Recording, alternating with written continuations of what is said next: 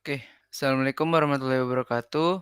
Perkenalkan kami dari kelompok 4. Kali ini kami akan mempresentasikan tentang materi superskalar, dengan beranggotakan, saya Muhammad Farisi Caniago.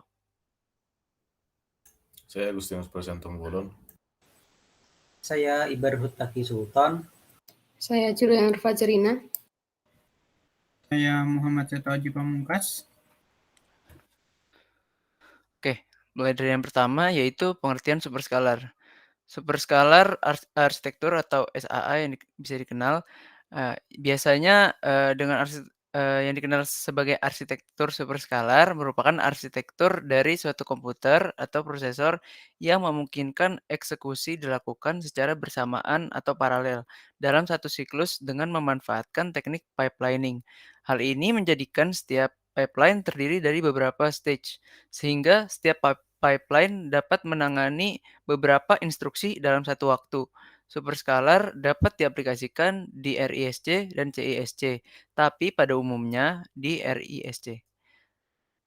Arsitektur superskalar diperlukan untuk meningkatkan kinerja eksekusi dari suatu instruksi yang bersifat skalar. Maksud dari instruksi yang bersifat skalar itu perintah atau instruksi tersebut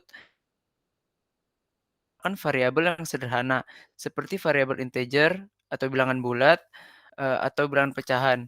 Di sisi lain, beberapa CPU juga memiliki kemampuan untuk mengolah data bertipe floating point atau bilangan berkoma. Next. Nah, selanjutnya, sebuah prosesor yang berjalan dengan superskalar akan menjalankan dua instruksi secara bersamaan dalam satu stage pipeline. Sehingga bila digambarkan dengan gambar, maka akan terlihat seperti gambar di bawah ini. Nah, gambar di samping menjelaskan bahwa dua instruksi dapat berjalan dalam satu waktu. Instruksi ini meliputi instruction fetch, instruction decode, execute, memory access, dan register write back yang ditulis dalam singkatan-singkatan seperti di samping. Nah, dua instruksi dapat diselesaikan dalam satu clock cycle saja. Next. Selanjutnya ada superskalar versus super pipeline.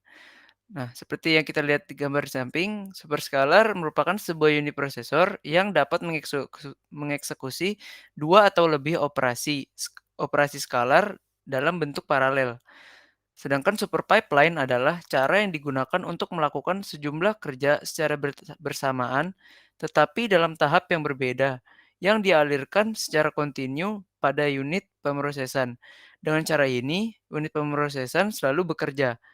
Pada super pipeline, untuk melakukan proses atau stage overlapping, dibutuhkan paling tidak setengah clock, sedangkan superskalar mengizinkan proses untuk bekerja secara bersamaan pada clock yang sama.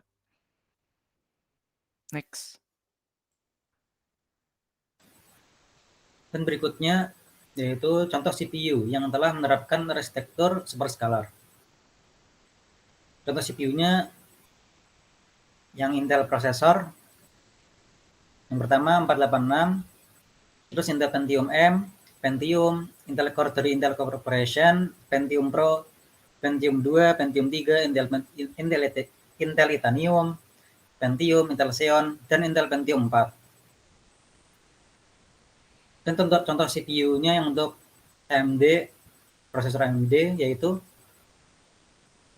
keluarga AMD K5, AMD K6, AMD Athlon, AMD Athlon 64, dan AMD Opteron. Dan untuk contoh arsitektur superskalar lainnya yaitu MIPS R10000 dan Dec Alpha 21264.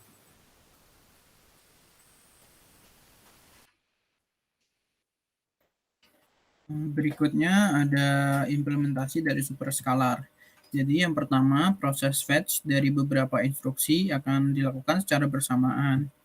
Kedua, logika untuk menentukan ketergantungan sebenarnya yang meliputi nilai register. Yang ketiga, mekanisme untuk mengkomunikasikan nilai tersebut. Keempat, mekanisme untuk menganalisasi instruksi secara paralel. Kelima, tersedianya sumber untuk eksekusi paralel dari beberapa instruksi. Dan yang terakhir atau yang keenam adalah mekanisme processing instruksi dengan urutan yang sesuai. Nah, cara kerja dari superscalar. Nah, superscalar dapat mengeksekusi instruksi 1 atau di sini akan disingkat dengan I1 dan instruksi 2. Kita misalkan dengan I2 secara paralel dengan syarat keduanya adalah instruksi yang sederhana. Jadi I1 tidak memerlukan proses jump. Tujuan atau destination dari I1 bukan sumber source atau mengambil sumber dari I2, kemudian tujuan atau destinasi dari I1 bukan tujuan atau destination dari I2. Jika kondisi di atas tidak dapat dipenuhi, maka I1 akan melakukan proses U-pipe, di mana I2 akan dijalankan pada cycle berikutnya. Superscalar processing. Di sini seperti pada gambar, memproses lebih dari satu instruksi per clock cycle sangat memungkinkan untuk memisahkan siklus fetch dan execute-nya. Memiliki buffer pada fase antara proses fetch dan decode. Selain itu juga memiliki unit eksekusi yang paralel. Selanjutnya, nah, arsitektur superscalar pada Intel Pentium 80486 CISC merupakan serangkaian prosesor mikro CISC scalar 32 bit Intel yang merupakan bagian dari keluarga prosesor x86 Intel. i486 atau i486 merupakan penerus prosesor Intel 80386. Prosesor ini memiliki instruksi dan data cache atau cache yang tergabung dalam suatu chip, suatu floating point unit atau FPU, tambahan pada chip khusus model DX, dan bus interface unit yang ditingkatkan kemampuannya. Sebagai tambahan, pada kondisi optimal, inti prosesor dapat menjaga kecepatan eksekusi dari satu instruksi per clock cycle. Perbaikan ini secara kasar melipat gandakan kinerja dari Intel 80386 dalam clock rate yang sama. Ada beberapa komponen yang ada pada Pentium ini. Yang pertama adalah 2 unit eksekusi integer yang terpisah. Kemudian yang kedua adalah Pentium Pro full superscalar. Dan yang ketiga adalah memperhalus model subsequent dan meningkatkan desain superscalar.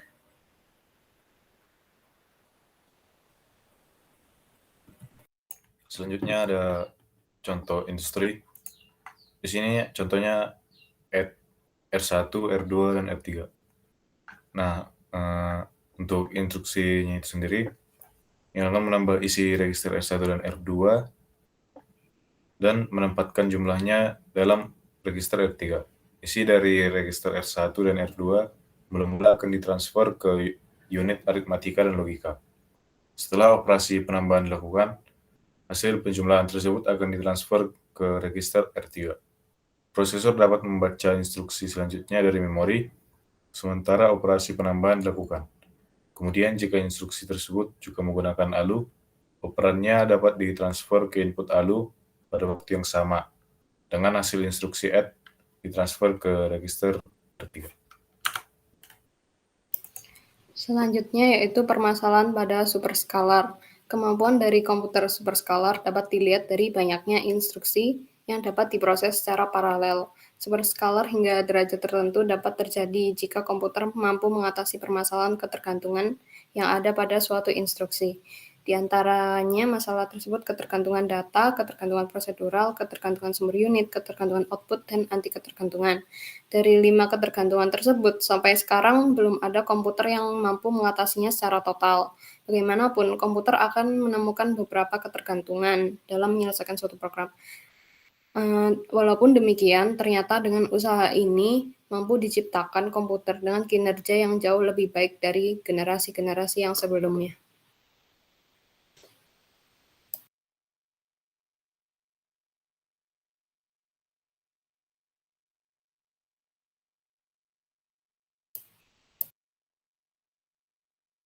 Baik, itu saja yang dapat kami sampaikan. Terima kasih. Wassalamualaikum warahmatullahi wabarakatuh.